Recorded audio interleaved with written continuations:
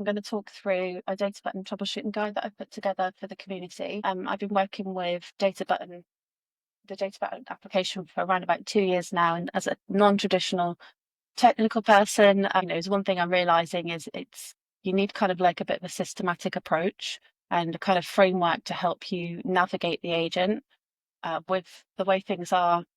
Working with the agent, of course, it can be very fast at times, and there's a lot of information, a lot of knowledge, and it can be quite hard to keep up. So this gives us some sort of structure in order to approach issues and not have to just constantly go through troubleshooting back and forth without really knowing what the problem is. So this tool you can put in place just to help you navigate. It's using a framework which is ideal. And the first 2 phases is really about identifying and defining the problem. It helps you just to understand what's expected and what is actually happening. And also questions like, how have we asked for what we want as well? So you're sort of diagnosing the request and the behavior. The next phase is all about gathering your evidence, just really being able to put things together and look at possible causes with the agent, which then enables you to communicate more effectively on the solutions that you want.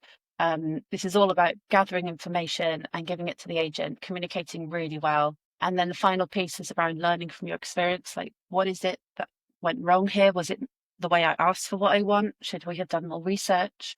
How can I avoid this next time? So it just kind of closes that loop. And then the idea here is that you get better and better at debugging with the agent because you're learning from the experience. So the first thing I always say is just start simple. Is it a kind of switch on and off again? Is this something that can be fixed by refreshing the application, a hard refresh, which I just hit F5. It clears the cache files that might actually be causing the problems, and then check it again.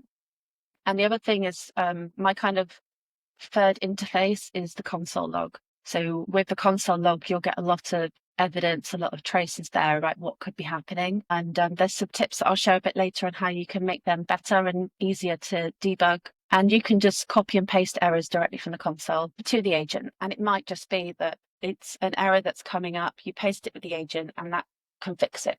But what if things get really, really wild, which can happen? Maybe the agent's kind of just gone on one and you're thinking, okay, this is good, this is what I want, and then all of a sudden it just doesn't work. Here's where we want to think about asking some questions. What did I actually ask the agent to do?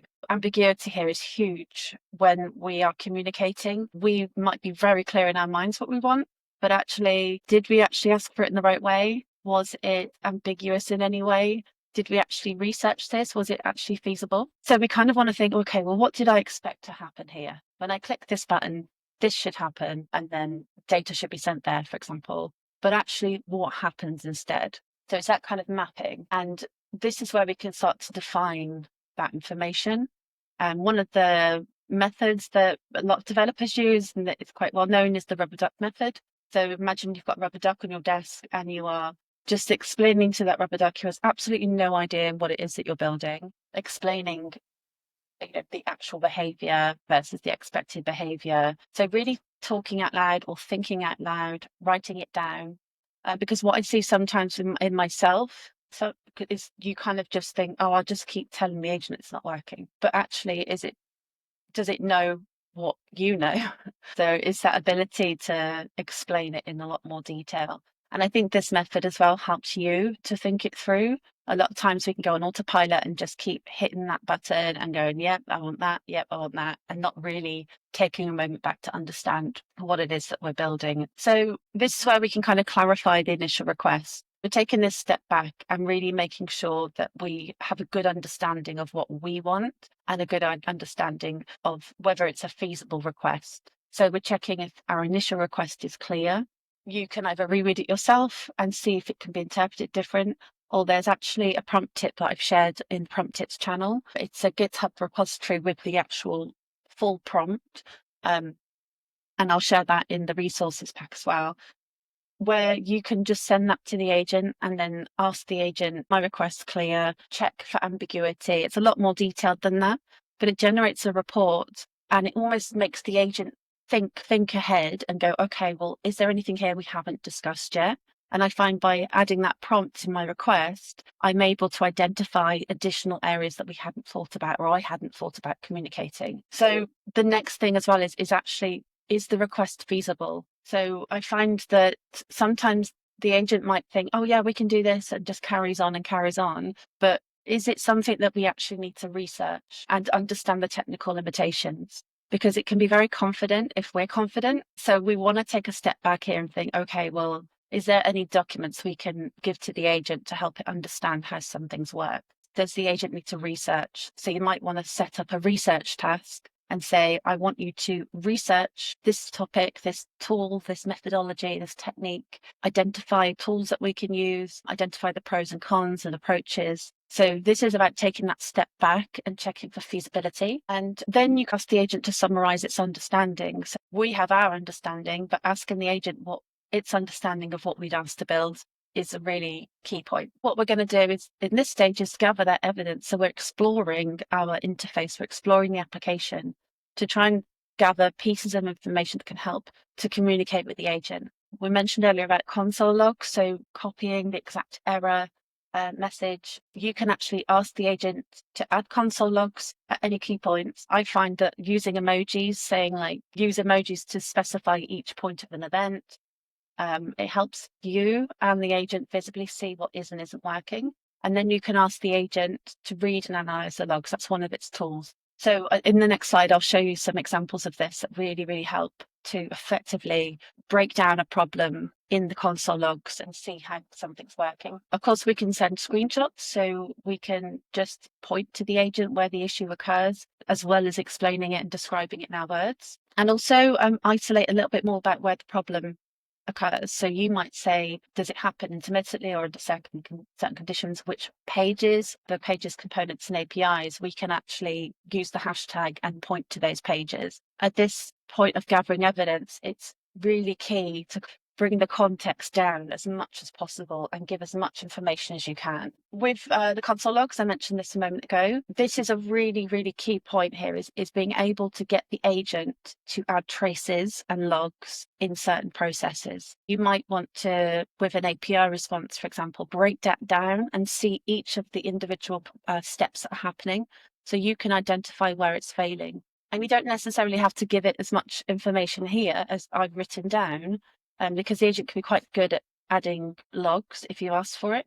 And we mentioned earlier about adding emojis, so you can visibly see as well if you're more of a visual learner. So you've got the API response debugging, maybe state management, event handling. So when is a function being called? How can you verify that the function's actually running? And then being able to trace each decision. And then the data flow debugging as well. So this could be from using Firestore. You want to understand, well, when I input data here, how is that then sent to the database? Is something sent back? What is happening when? So with the gathering evidence, you're taking that moment to understand the problem, gather the information that's going to help the agent to know what you know.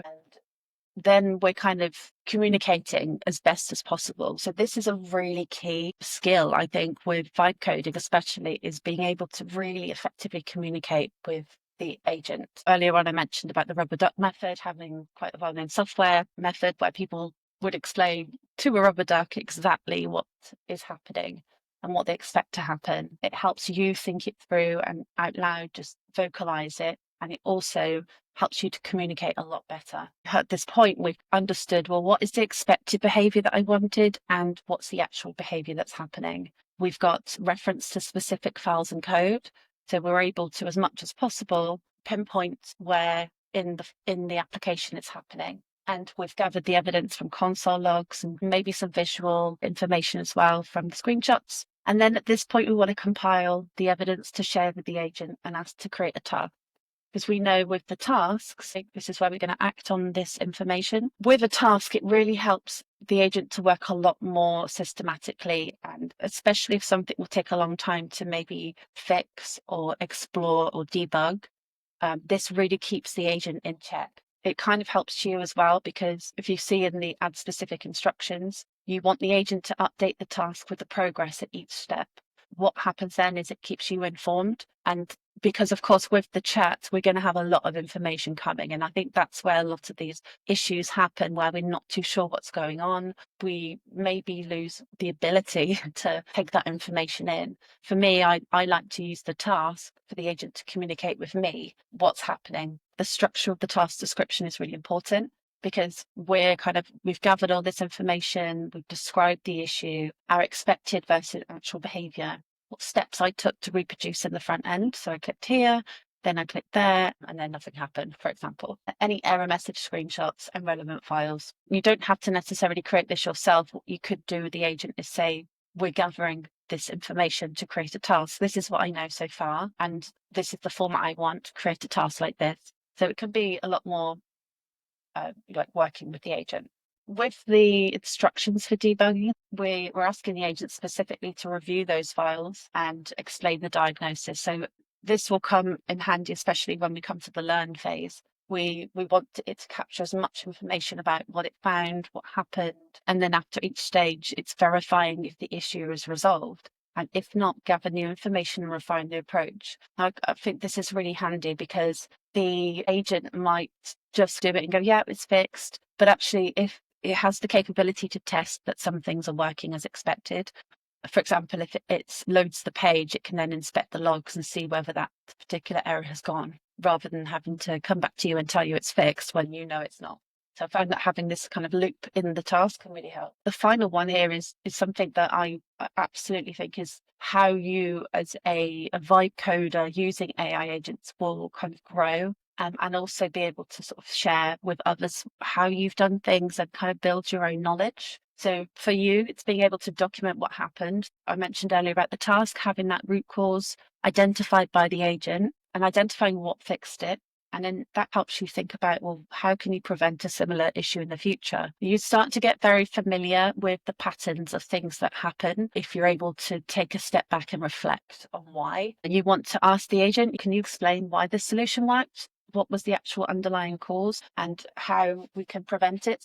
You think about the debugging checklist for next time. If this comes up again, which checks were most helpful? What patterns did you notice when you were looking through the checks? And what will you check first next time? So you're able to be more effective and efficient next time round. And earlier on, we talked about, within the define section, being able to describe your issue a lot better and your request. Really thinking about that very first stage of making sure that what you're asking for is actually not too ambiguous and you and the agent are both aligned.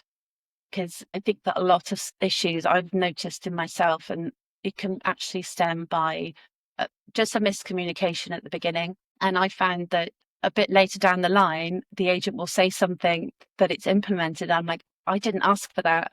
But actually, when you trace it back, you can see that it mentioned that it's going to do this as an option. And because there was so much text and so much information, I'm like, yeah, sure. So it's just about being a bit more aware, I think, and being able to just fine tune your approach in the future.